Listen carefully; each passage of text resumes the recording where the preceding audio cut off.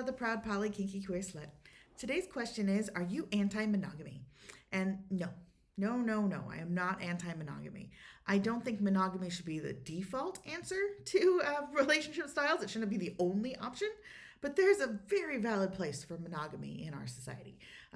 So, in my view, monogamous relationships can provide a lot of security, and for some people, they are just as inherently monogamously inclined as I am inherently polyamorously inclined.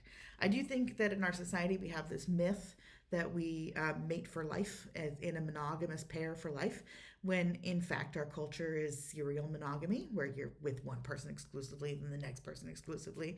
Um, and some people do stick with it and are happy for the long term, but a lot of people end up staying in situations where they're unhappy because of the expectations. And I find that regrettable. I find people making choices based on an expectation of a relationship style that doesn't work for them regrettable. The same is regrettable when you see people who are looking for more of that intimate, like one-on-one reinforcing connection that monogamy gives, and they're not exploring that because it's not consistent with poly. Um, you know, you can make it up as you go along and do whatever feels right for you. Um, I think the important thing is that you're doing what is right for you. Um, I have seen people in the polyamorous community wanting to abolish monogamy. I think that is a backlash to the overarching theme and culture of trying to abolish polyamory and anything that's a non-traditional style.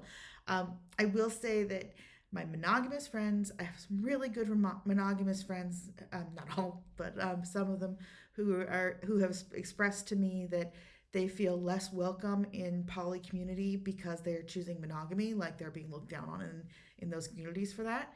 And that is unfortunate. And I really wish I could wave a magic wand and make that not be the case. But um, it is unfortunately a backlash to the ways that polyamory has been sidelined and pushed back, and people feel they need to be somewhat more resistant to those situations.